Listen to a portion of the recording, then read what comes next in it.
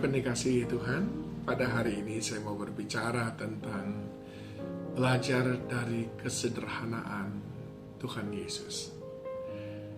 Ini menjadi topik yang sangat relevan dengan situasi kita saat ini, di mana dunia begitu menggoda kita, mempengaruhi kita untuk hidup mengikuti gaya dunia ini yang sudah sangat hedon. Tetapi kita sebagai orang percaya, kita tidak mengizinkan dunia mempengaruhi kita. Kitalah yang mestinya membawa pengaruh baik atas dunia ini. Bukankah kita yang disebut dengan garam dan terang? Oleh sebab itu, saudaraku, hidup sederhana menjadi salah satu hal yang sangat penting. Pesan yang seperti ini yang sangat penting kita dengar pada zaman akhir ini. Nah, kita kenal Yesus Kristus lewat Yesaya 9 ayat 6 sampai dengan 7. Sebab seorang anak telah lahir untuk kita, seorang putra telah diberikan untuk kita. Lambang pemerintahan ada di atas bahunya. Namanya disebut orang penasihat ajaib, Allah yang perkasa, Bapa yang kekal, Raja damai. Pemberitaan tentang siapa Yesus luar biasa. Dia pemerintah segala sesuatu, dia yang memilikinya. Dia perkasa, dia penasihat ajaib. Bahkan dia adalah Raja damai. Sekilas kita melihat bahwa dia menjadi pribadi yang luar biasa. Bahkan di ayat yang ke-6 dikatakan, besar kekuasaannya dan damai sejahtera tidak akan berkesudahan di atas tahta Daud dan di dalam kerajaannya. Karena ia mendasarkan dan mengokohkannya dengan keadilan dan kebenaran dari sekarang sampai selama-lamanya. Ini menunjukkan betapa hebatnya Allah kita. Tetapi dalam Lukas 2 ayat 12 dikatakan, dan inilah tandanya bagimu, kamu akan menjumpai seorang bayi dibungkus dengan lampin dan terbaring di dalam palungan. Kontradiksi yang luar biasa, sangat berbeda. Satu sisi dikatakan dia kaya, pemilik segala sesuatu. Dia berjabatan, berpangkat, berotoritas.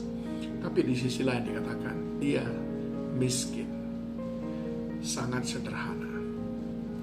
Nah, saudaraku dikasihi Tuhan, ini menunjukkan bagaimana Yesus mempresentasikan dirinya supaya dia bisa diterima semua orang. Ya, dalam kehidupan sehari-hari kita melihat orang yang sederhana dapat diterima oleh semua kalangan. Tapi orang yang mencoba untuk suka eksklusif, mempamer-pamerkan diri, akan banyak orang yang menjaga jarak dengan mereka karena mungkin merasa tidak levelnya, minder, atau mungkin merasa kurang pas bergaul dengan orang yang mencoba pamer-pamer. Saudaraku, apa sebetulnya manfaat pengajaran Yesus kepada kita untuk kita hidup sederhana seperti Yesus yang juga hidup sederhana? Yang pertama, kesederhanaan menolong kita untuk memiliki hati yang penuh ucapan syukur dan tetap bersuka cita dalam segala keadaan.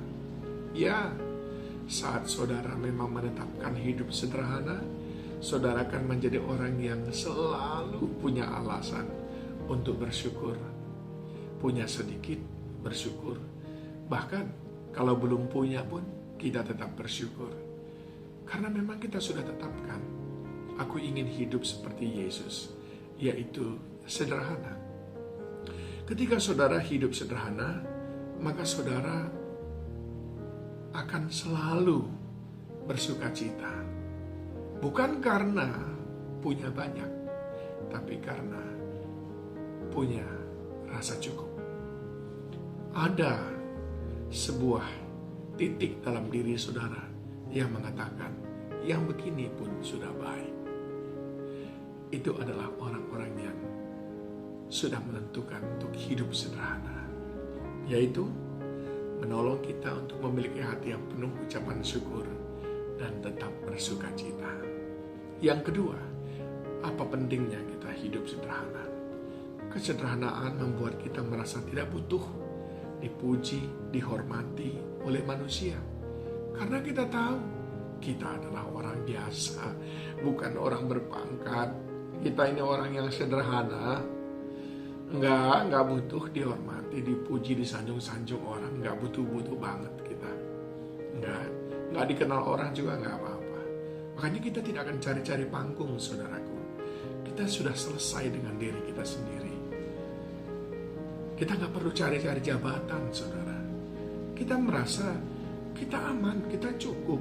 Tanpa punya jabatan apa-apa, kita merasa cukup. Tanpa ada orang yang menyanjung-nyanjung, kita merasa oke. Itulah keuntungan kalau kita mau menjadi orang yang hidup sederhana. Dan yang ketiga, saudaraku, kesederhanaan menjauhkan kita dari keserakahan. Kalau kita serakah, maka kita akan halalkan semua cara. Kita dekat dengan kejahatan. Kalau kita serakah, mungkin kita akan merugikan orang lain. Seperti Yakobus berkata, dari mana datangnya perselisihan, pertikaian? Dari kita yang ingin banyak hal, tapi kita tidak mendapatkannya. Sehingga kita menghalalkan semua cara, menggesek di sana, menipu di sini. Dan sungguh hidup seperti itu tidak enak, saudaraku. Tapi kalau kita memilih hidup sederhana, mensyukuri apa yang ada, menetapkan, ya kalau ada, kita nikmati. Kalau tidak ada, ya nggak apa-apa. Indah sekali. Musuh saudara akan berkurang. Stres saudara akan berkurang. Ya. Dan yang keempat, saudaraku, kesederhanaan menolong kita untuk bisa memberi dan memberkati orang lebih banyak lagi. Ya, kita nggak perlu makan berlebihan. Kita nggak perlu punya pakaian tiap bulan harus ganti. Dan uangnya bisa kita sumbangkan kepada yang lebih membutuhkan. Dan lebih banyak orang yang mendoakan kita. Bayangkan itu. Saat kita mau hidup sederhana, maka ada banyak hidup orang lain yang bisa kita tolong. Itulah yang diteladankan Tuhan Yesus kepada kita. Dia pemilik segala sesuatu, tapi dia memilih hidup sederhana. Sama seperti kita yang mau hidup sederhana. Biarlah firman ini menolong kita semuanya. Semakin hari, semakin memiliki keserupaan dengan Tuhan Yesus. Shalom.